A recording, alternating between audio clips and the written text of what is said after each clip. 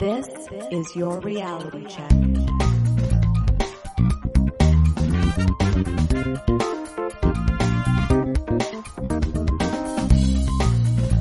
Hi everyone, and welcome to The Reality Check, the weekly Canadian show that explores a wide range of controversies and curiosities using science and critical thinking.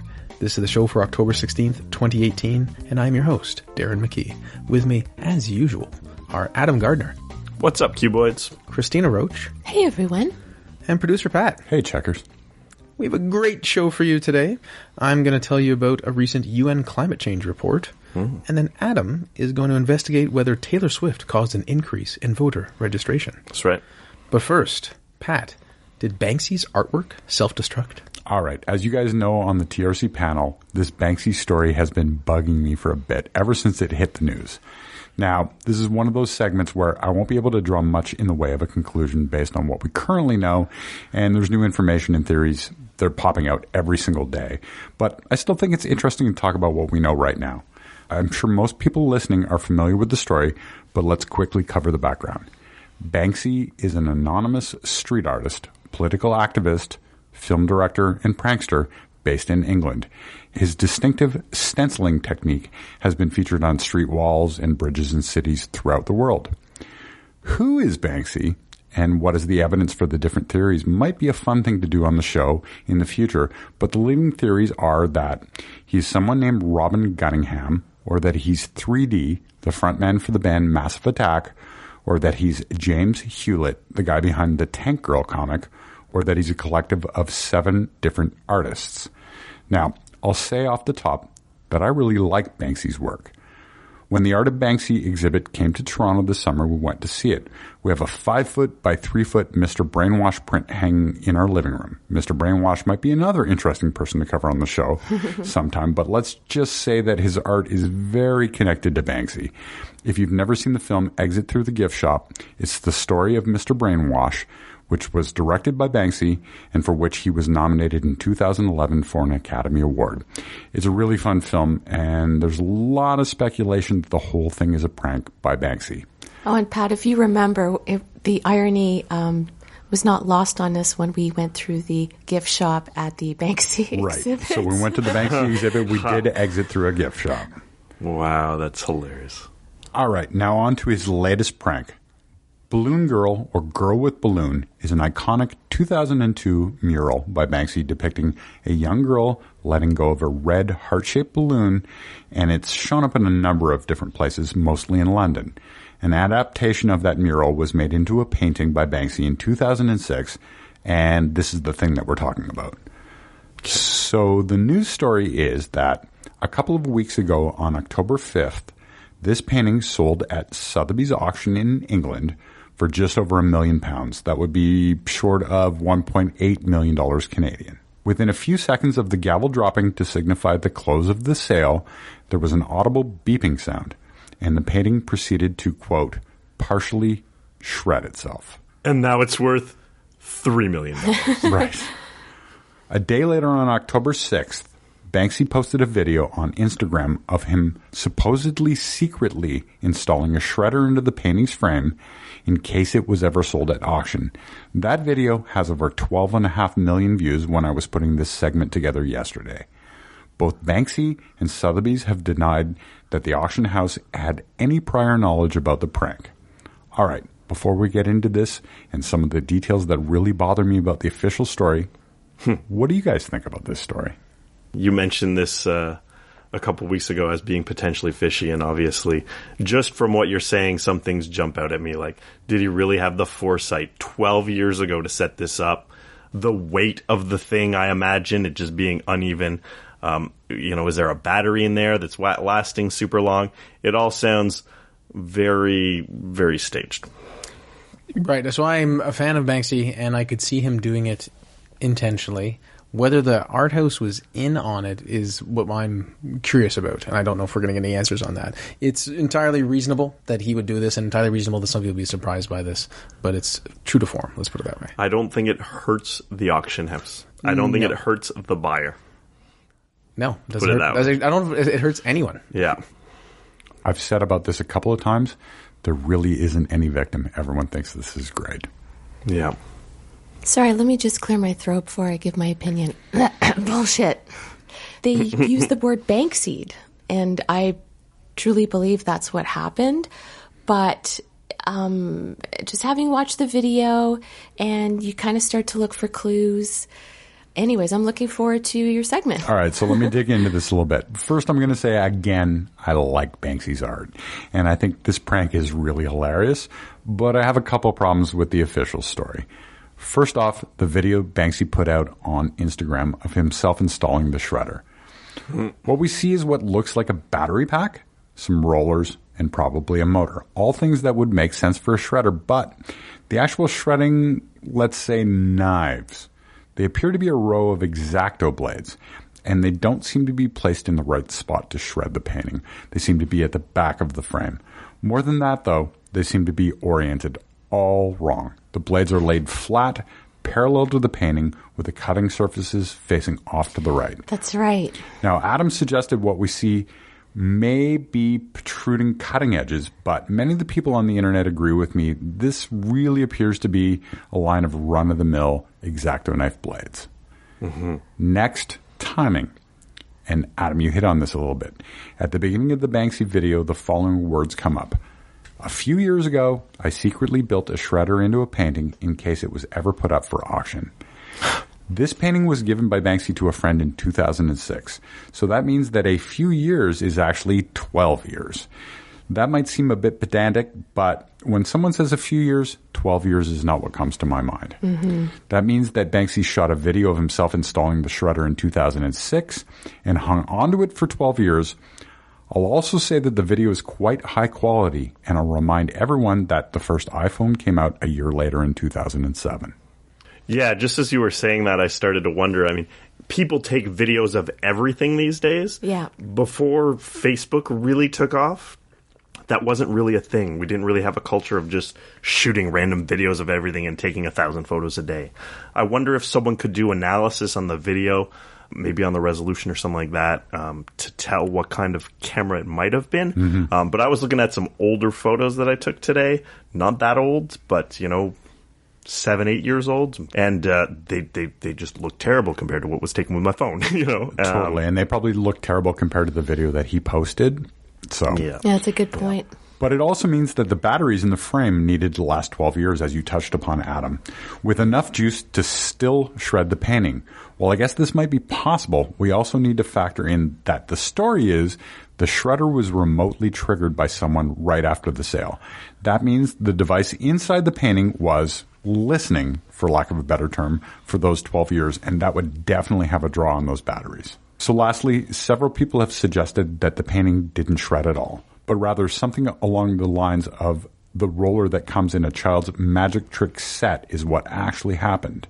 This is the trick where you turned a $1 bill into a $10 bill or whatever by rolling it through a plastic roller.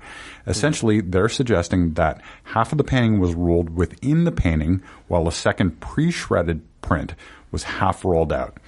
This seems possible to me given the depth of the frame and actually some new analysis coming out today where you see a line on the painting above the shredded part where it looks like it's possible. A crease, essentially, yeah. Where it looks like it's possible the shredded portion of the painting was already sitting there. All right, to Darren's point, was Sotheby's in on it? There are a lot of differing opinions out there on this on the internet. The auction houses denied it, saying that they, quote, got Banksied. Many people are saying that Sotheby's is a prestigious auction house and they simply wouldn't have been involved. But if they didn't know, what does this say about their security? That someone hid an electronic device inside the frame of a painting they sold for over £1 million and remotely activated it. Also, what does it say about Sotheby's reputation that a painting wasn't inspected sufficiently to realize that something they sold for over £1 million was booby-trapped, including an exit in the frame for the shredded part of the painting to come out? They say that Banksy's people told them not to remove it from the frame to catalog it because it was, quote, an integral part of the piece. I don't know about you, but this would have had me taking a much closer look given Banksy's reputation. Also, the frame was really thick, and the shredding device would have added weight, so was no one curious about these things prompting a closer look. And then there are the two Sotheby's employees who promptly and calmly took the painting off the wall and walked away with it right after it supposedly self-destructed. No one looked to see what might have been happening or whether there might be sharp blades protruding from the frame. Lastly, several experts have questioned why this was the final lot in the sale, noting that something this high profile would normally be much earlier in an auction. What else does Sotheby's have to say about this? Their head of contemporary art for Europe said, quote, "Banksy didn't destroy an artwork in this auction. He created one." Ha! Yes. Banksy has cleverly nestled himself in the pages of art history. Great publicist. The shredded pages of art history. They also said in a statement, quote, "The new work has been granted a certificate by Pest Control, Banksy's authentication body, and it has been given a new title, Love is in the Bin." All right, let's move on to the seller and the buyer. Both these people are currently anonymous. The seller was supposedly a friend of Banksy's, and the buyer, who's still going through with the purchase, is an anonymous European woman who apparently said, "When the hammer came down last week and the work was shredded, I was at first shocked, but gradually I began to realize I would end up with my own piece of art history." Well, where and whom did she say this to? Sotheby's. That's Sotheby's quoting her as saying this. Oh, boy. I could keep going, but instead I'll sum up. I don't think that the shredding device as depicted by Banksy in his video would have worked. I'm not convinced that the batteries would have lasted 12 years. It's possible if the supposed seller was in on it, the shredder could have been installed much later. It's also possible that the painting wasn't shredded at all. Ultimately, though, the result is the same for everyone who watched the video. It looked like the painting self-destructed. I think it's very possible that Sotheby's was in on it, and that there isn't really a seller nor a buyer. To me, it's quite possible that the whole thing is something of an art installation meant to prank us all.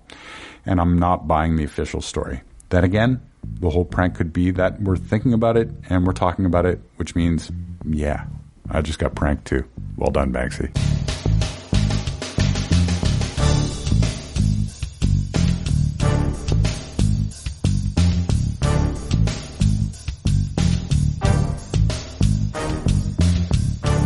Great segment, Pat. It really is a delightful, interesting, eye-catching headline that's not at all important, like climate change. We used to cover climate change more on the podcast. I did a segment on episode 35, only a scant 9 years ago, and then a follow-up on episode 38, then 68, 178, and 179, then not much for several years, until a game from Pat in 353, and then Adam looking at climate and hurricanes in 465. And we actually just had a checker write in asking for more segments about climate change. It's important, I heard. So since it's been a year since a segment related to climate change, and many years since a dedicated segment, I thought it was about time. A recent report by the UN's IPCC, the Intergovernmental Panel on Climate Change, created some alarming headlines and provides a nice excuse to talk about climate change and how it is still a really big problem. This is a headline from the New York Times. Major climate report describes a strong risk of crisis as early as 2040. From Canada's own CBC, the headline is, UN report on global warming carries life or death warning. The smaller of Canada's political parties have also called for an emergency debate on climate change, which supposedly happened in the past couple days. Is there cause for alarm? Has something changed a lot since the last IPCC report? Let's explore what the report is saying. Well, it's over 700 pages, written by more than 90 scientists, based on more than 6,000 peer reviews. And for anyone who's ever edited any documents, there were over 42,000 expert and government review comments. Wow. Oh, the track changes would be horrid. Could you tell us what's changed between version 1 and version 173? It has the title, Global Warming of 1.5 degrees Celsius. Subtitle, An IPCC Special Report on the Impacts of Global Warming of 1.5 degrees Celsius above pre-industrial levels and related global greenhouse gas emission pathways in the context of strengthening the global response to the threat of climate change, sustainable development, and efforts to eradicate poverty. Nice. So is the claim that we've gone up 1.5 or we will go up 1.5? I'll get there, Adam. Okay. I know you're anxious. Yeah. I'm just trying to get through that title. It just seemed kind of warm. Easy to remember, that title with a simple mnemonic. G1 1.5 IPCC SRIGW. Kidding. That said, the title gives away the main issue, except to Adam, so I should have said spoiler alert. New York Times, quote, "The authors found that if greenhouse gas emissions continue at the current rate, the atmosphere will warm up by as much as 1.5 degrees Celsius, 2.7 degrees Fahrenheit for our American friends, above pre-industrial levels by 2040, inundating coastlines and intensifying droughts and poverty." Damn. Previous work had focused on estimating the damage if average temperatures were to rise by a larger number, 2 degrees Celsius, or 3.6 degrees Fahrenheit, because that was the threshold scientists previously considered for the most severe effects of climate change. So they're basically saying, in a shorter time frame, a lesser change will cause all of these horrible things. What if we looked at going up by 1.5 versus 2? Yeah. And a quote from CBC, "Deep in the report, scientists say less than 2% of the 529 calculated possible future scenarios kept warming below the 1.5 degrees goal without the temperature going above that and somehow coming back down in the future." Wow. Examining possible futures makes me think of different timelines and cool scenes in Rick and Morty, or even Doctor Strange in Infinity War. Yeah, that's what came to mind. But less cool is the modeling that says 98% of possible future scenarios are bad. Oh, yeah. Wow. What does the report say? By the way, all the links are provided on our website, trcpodcast.com. Great reporting, great website. I didn't read the 700-page report, shame on me, but I did look at the summary for policymakers. Quote, "Reflecting the long-term warming trend since pre-industrial times, observed global mean surface temperatures for the decade 2006 to 2015 was 0.87 degrees Celsius higher than the average over the 1850 to 1900 period, very high confidence, and the estimated anthropogenic global warming is currently increasing at 0.2 degrees Celsius per decade due to past and ongoing emissions." I'm going to only use Celsius from now on. And by the way, every time there's a statement, there's a bracket, whether this is high confidence, medium confidence, and so on. And I'll probably leave those out, even though they're almost all high confidence. I wish everyone talked like that. I know. And by the way, every time I say like 0.87, there's actually a range that's provided. Oh, wow. 0.75 to 0.99. Yeah. Right.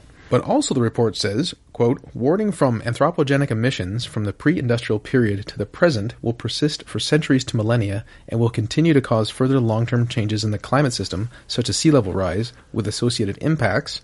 But these emissions alone are unlikely to cause global warming of 1.5 degrees Celsius. So that means that we've done a lot of damage, which is going to hurt the climate and various things, but it's not necessarily going to itself cause warming. With the implication that if we suddenly stopped everything, we'd suffer, but we wouldn't increase the warming that much." Okay? So kill all the people, and then we'd be fine. Except we'd all be dead. I see why Adam is not a policymaker. Much of this summary for policymakers and the report itself is a comparison between what would happen at 2 degrees Celsius and 1.5 degrees Celsius. So a lot of the stuff you read is like, look, fewer things will happen. CBC did this relative comparison as well, but before I say that, let me just tell you that we're already at 1 degree more than we should be.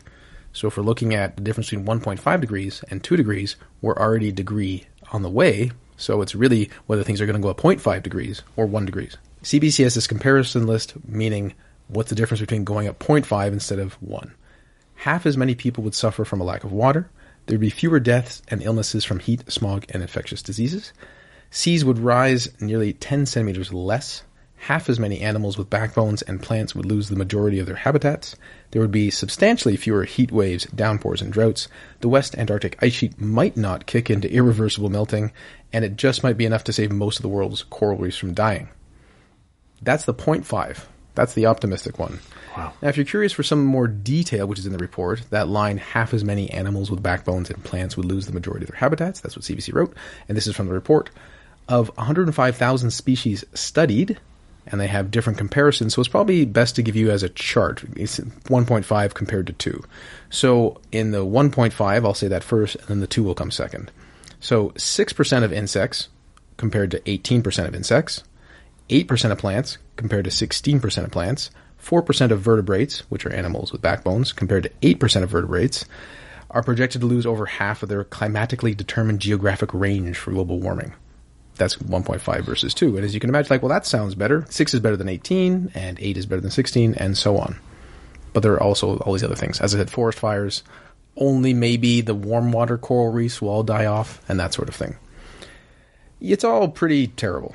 From their own press release, The report finds that limiting global warming to 1.5 degrees Celsius will require rapid and far-reaching transitions in land, energy, industry, buildings, transports, and cities. Global net human-caused emissions of carbon dioxide, CO2, would need to fall by about 45% from 2010 levels by 2030, reaching net zero around 2050. This means that any remaining emissions would need to be balanced by removing CO2 from the air. That's concerning. Yeah. Well, it's been a pleasure doing a show with you guys. Let's get the robots to do it. It's fine. So it's very concerning. Can we fix it? Theoretically, yes. Realistically, no.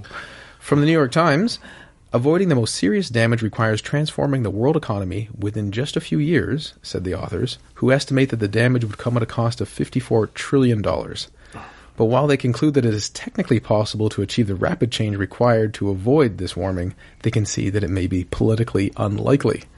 Maybe. Given That's certain scientists speak. factors in play, that's fair.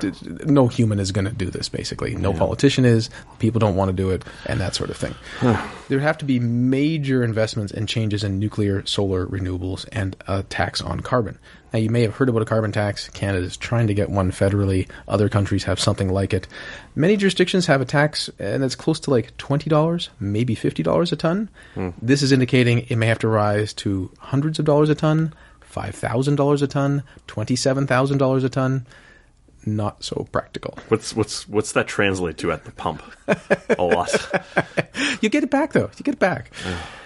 Well, all the statements I've just said need to be couched in the cautious language of science and probability, because that's the rigor of the IPC reports. I'll speak colloquially.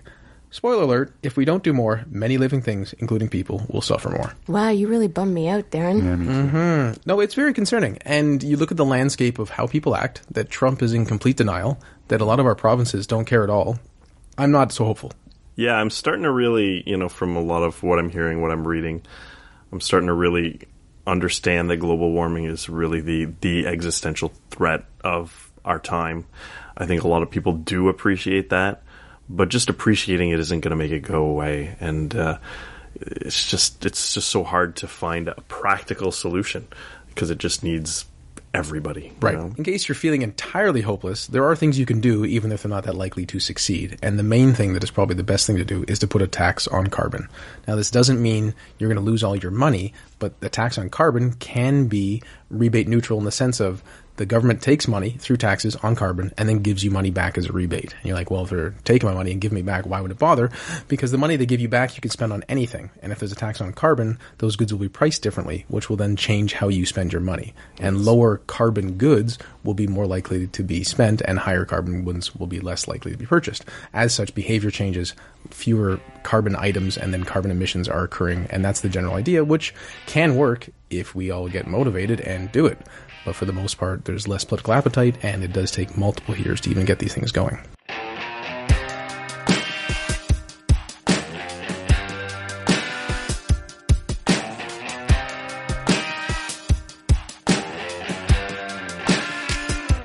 Adam, did the delightful poppy music of Taylor Swift and her buoyant presence manage to increase voter turnout? Last week, Taylor Swift, a famous pop artist, made a lengthy post on Instagram asking her fans to register to vote. Following this, a number of media outlets reported that voter registration had increased as a direct result of what she did. I thought it would be worth looking at this claim and some of the data being used to illustrate it and use a bit of skepticism in seeing information presented by the news. At face value, the claim seems plausible, and given the data given in various articles, one would tend to believe it is accurate. Here on the show, we like to promote a view of reality which is based on data and reason. Most people aren't necessarily opposed to the idea. The problem is that often the sources of data aren't terribly thorough.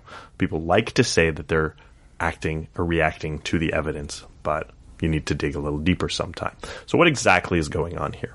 Now, for a bit of background, Taylor Swift has generally not been political or voiced any political opinion in the past.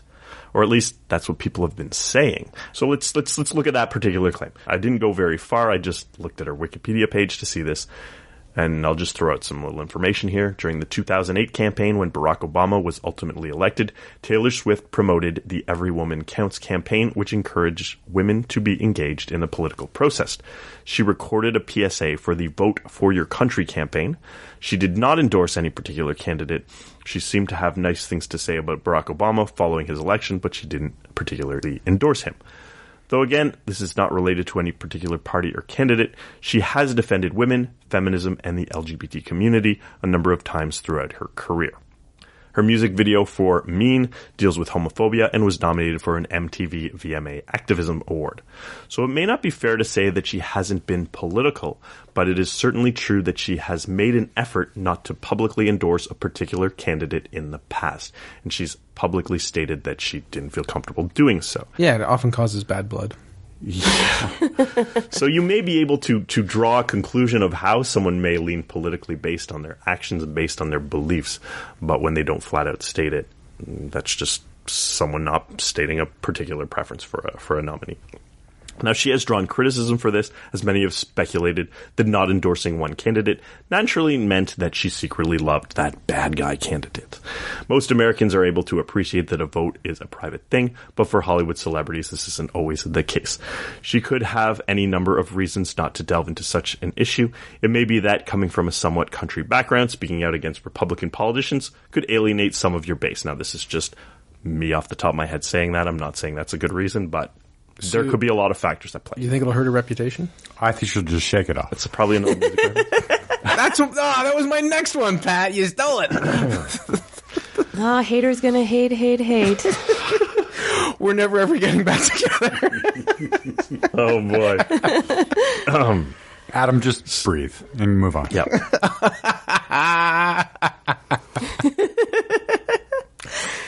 So T. Swift went ahead and made this public statement against Republican Marsha Blackburn because she had voted against equal pay for women and the Reauthorization of Violence Against Women Act, as well as supporting businesses who refuse service to gay couples and generally being against gay marriage. She showed her support for Phil Bredesen for Senate and Jim Cooper for House of Representatives and urged fans to register to vote.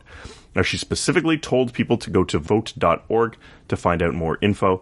The post had over 2 million likes a week after being posted. Now, this was Sunday, October 7th. On Monday, October 8th, news sources were talking about the rise in voter registration due to Taylor Swift's words. The source of this information was none other than vote.org, the same website Swift had mentioned in her post. They saw 51,308 new registrations in the previous 24 hours, as well as 155,940 unique visitors.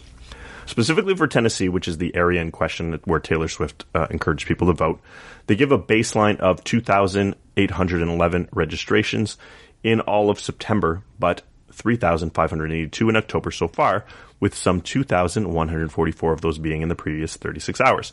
So, almost as many registrations in the previous 36 hours as the entire month before. Sounds like Taylor Swift made a crazy impact. On the surface, this seems remarkable. However, we don't have the full picture.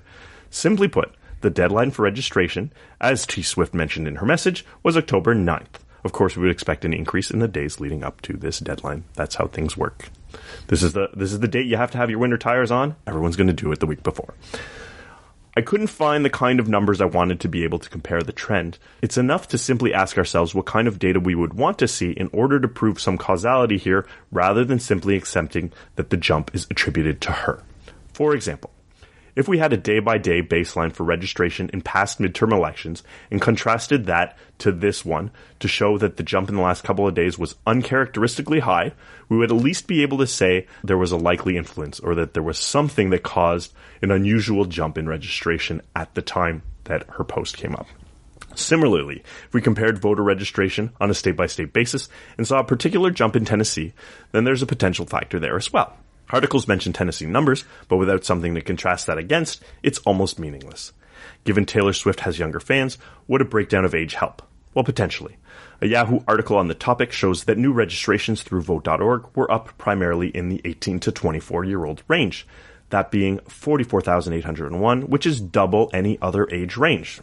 But again, we need to contrast this to something. What were the percentages by age group a few days earlier?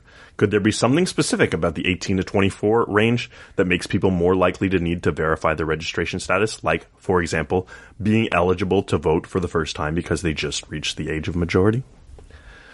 Another thing to consider is that these numbers come specifically from Vote.org, which is a nonprofit organization whose goal is to, and I quote, uses technology to simplify political engagement, increase voter turnout, and strengthen American democracy. Since Taylor Swift specifically pointed out this site, the amount of registrations filtered through them may, in this case, artificially show that there are more registrations than there are. Now, I don't know of their exact methodology. However, let's say Vote.org has X percentage of registrations that go through their site, and they use this to extrapolate increases in voter registration. For the most part, this methodology would work if a roughly proportional number of registrations go through the site. However, if a spike in traffic to Vote.org is specifically caused by an event, like Taylor Swift's post, it could be hard to correlate this into actual percentages. However, without a baseline, we're just getting meaningless numbers anywhere. Again, I don't know exactly what numbers they used. I'm just saying, hard to tell exactly. All said, one doesn't need to look that far to see a celebrity telling people to vote. Are we really to believe that all of these Taylor Swift fans weren't aware that there was an election going on, that there was an encouragement to get people to register to vote? Perhaps they follow 0 other celebrities on social media. Yes, Taylor Swift has influence, huge influence, maybe bigger than a lot of other people, but so do many other high-profile celebrities, many of which are, to varying degrees, flooding their channels with political messages and reminders to vote. I really do think that Taylor Swift increased voter registration. Even if it was only a handful of people, someone was likely influenced. However, with the numbers we've gotten, I don't have any idea of the scope of that influence because there really wasn't any good baseline to compare it to. Voting is cool and a nice way to ensure your government is a little less terrible. I'm Canadian, so I don't even have a midterm election, but if you're American, this is probably a good time to be voting. Don't take my word for it. Listen to Taylor Swift. You'd be one of dozens or thousands to do so. I can't say quite how many, because the numbers supplied by Vote.org, which have been cited by a number of news articles, are pretty much useless. It's a good thorough analysis. We see these things in the headlines often, and it's really hard to know how to evaluate them, and often you just can't because you don't have the relevant data. Yeah. But a good job deconstructing what we do know at the time, Adam. Thanks. And thanks to you listeners for joining us once again. Pat examined whether Banksy's artwork self-destructed, and it seemed to, but we don't know exactly how, who was in on it, and what the circumstances were. I gave you a relatively depressing overview of a climate report, which the report itself isn't necessarily depressing, but the state of the world is. So do what you can and try to get people to use less carbon. And then Adam looked into whether Taylor Swift caused an increase in voter registration, and he just gave you a great summary 40 seconds ago, so listen to that. Until next time, think better, act better. Peace out, cuboidsies. Stay classy, not smartassy. We'll talk to you next week, everyone. For show notes or to discuss this episode, visit our Facebook page and website at trcpodcast.com. For general inquiries or to send a topic or parody suggestion, email info@trcpodcast.com. Help support the show by leaving a review on iTunes and liking us on Facebook. Follow us on Twitter at TRC_podcast.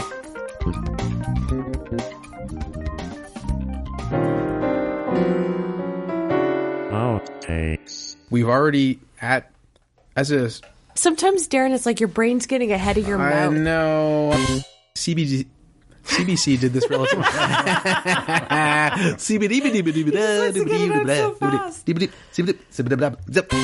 Good things pot. Damn it! Wait. Good things pot is legal tomorrow. You still didn't get it. Last week, Taylor Swift. Oh, that's a rough start. No joke. Until today, thought it was Banksy. That's more than the people that watch that Banksy. Well, like.